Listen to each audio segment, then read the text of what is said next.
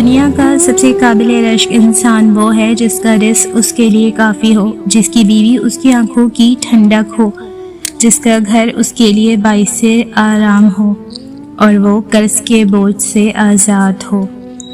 جس کتاب کی ابتدا الحمدللہ سے ہوتی ہو، اس پر ایمان لانے والا ناشکرہ اور نا امید کیسے ہو سکتا ہے؟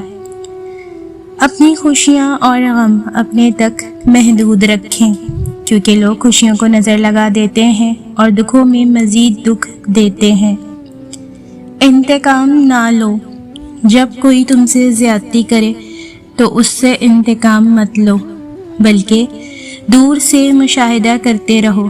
تم دیکھو گے کہ تقدیر عجیب انداز میں اس کے ساتھ حساب بے باک کر دے گی۔ وہ مہلت دیتی ہے، نظر انداز نہیں کرتی۔ شوہر اگر اپنی بیوی کو اپنے ہاتھ سے کھانا کھلاتا ہے تو یہ بیوی کی غلامی نہیں، میرے نبی صلی اللہ علیہ وآلہ وسلم کی سنت ہے۔ کوئی بھی ایسی عورت نہیں جس کا نعم البدل کوئی دوسری عورت ہو۔ ایک ایسی عورت جسے آپ چھوڑ دیں یا اسے کھو دیں، آپ ایسی کوئی دوسری ڈھونڈ ہی نہیں سکتے۔ آپ اس کی ذات کو ہزاروں عورتوں میں تلاش کرتے اپنی زندگی گزار دیں گے، لیکن پھر بھی اس ایک کی غیر موجودگی کو پورا نہیں کر پائیں گے۔ ہم چپ چاپ رہتے ہیں، کسی سے کچھ نہیں کہتے، ہم تو اپنے ہی دل کو صبر کی تلقین کرتے ہیں۔ خاموشی سے بڑی کوئی چیخ نہیں۔ میں نے خواہ احساس کو لوگوں میں ڈھونڈا، یہ ذات خدا کے سوا اور کہیں بھی نہیں ہے۔ تم کسی اور سے امید لگا کر خود کو توڑ لیتے ہو، تم زندگی کر کے خود کو کھو دیتے ہو۔ کوئی لے جائے گا تمہیں خوابوں کے پار، یہ سمجھ لیتے ہو۔ لے آئی ہے نا زندگی تمہیں ایسے موڑ پہ کہ تم اپنے رب کو یاد کرتے ہو۔ پوری دنیا کو سمجھ کر کچھ حاصل نہ ہوا تو اب تم خود کو سمجھتے ہو۔ دل میں رب ہونے کے باوجود سکون ڈھونڈتے ہو۔ ٹوٹ کر کسی اور کے ہاتھوں تم خدا سے شکوہ کرتے ہو۔ جب آپ ڈٹ جائیں کہ میں نے جھوٹ نہیں بولنا، مجھے غلط بات نہیں کہنی، خوشی میں بات بڑھا چڑھا کر نہیں پیش کرنی، اور میں کسی پر بہتان نہیں باندھنا، فائدے کے لیے کسی کی خوش آمد میں جھوٹ نہیں بولنا، نقصان کے خوف سے سچ کو چھپا کے جھوٹ کا سہارا نہیں لینا، تب کہیں جا کے آپ ایک ہائی لیول انسان بنتے ہیں۔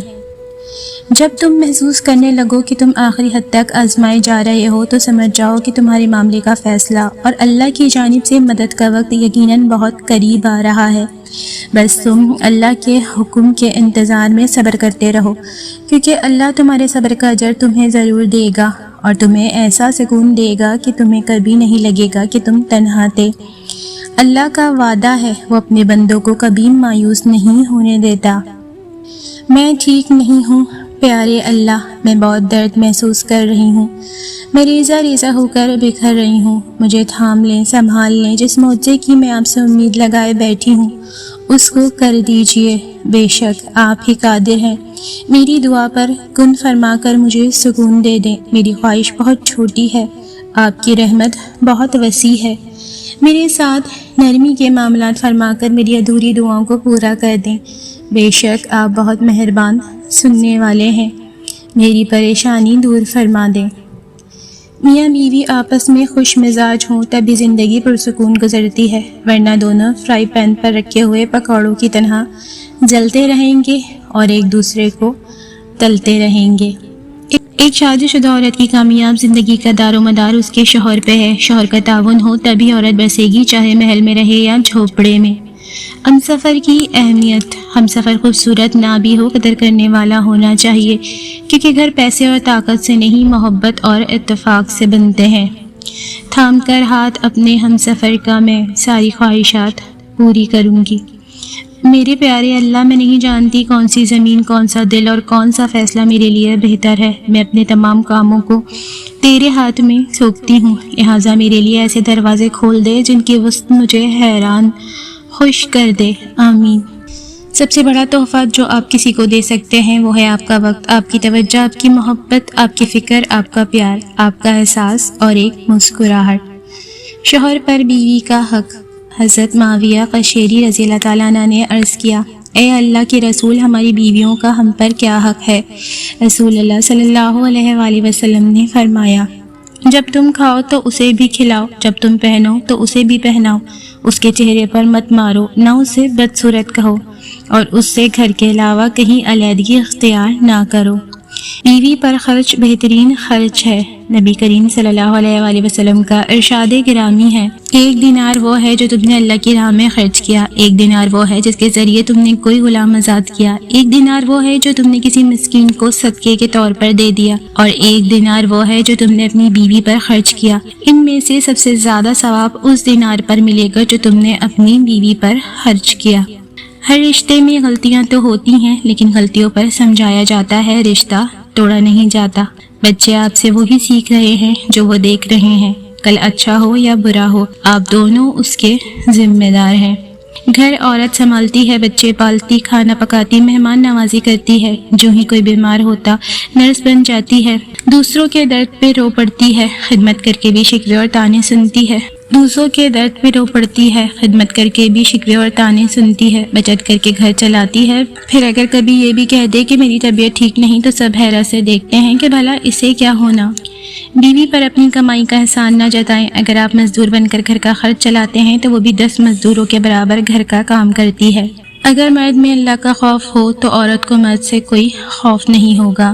ہم سفر مخلص ہو تو رستے جتنے بھی کٹھن ہو منزل مل ہی جاتی ہے۔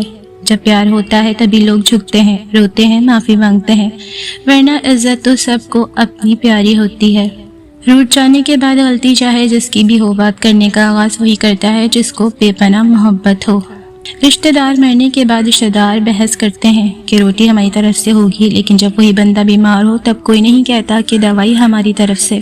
آدھی زندگی گزار دی ہے ہم نے پڑھتے پڑھتے، اور سیکھا تو ایک دوسرے کو نیچا دکھانا۔ اپنوں کی اتنی قلت ہے کہ ہم سوشل میڈیا پر غیروں کو دکھ سناتے پھرتے ہیں۔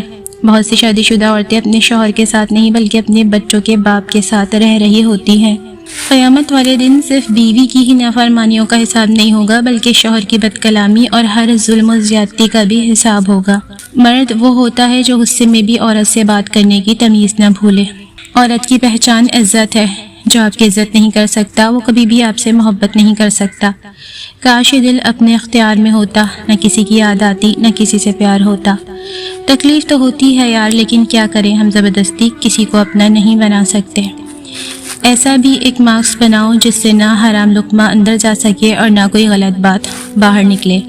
ایک بار کا جھوٹ آپ کی ہمیشہ کی سچائی پر سوالیہ نشان بنا سکتا ہے۔ لفظ سے بھی خراش پڑتی ہے، تبصرہ سوچ کر کیا کیجیے، جھوٹ سے بھی برا ہے آدھا سچ، اس سے بہتر ہے چپ رہا کیجیے۔ تقوی والا انسان دوسروں کو پریشانی میں مبتلا نہیں کرتا بلکہ جس سے ملتا ہے چہرے پر مسکراہٹ لیے ملتا ہے۔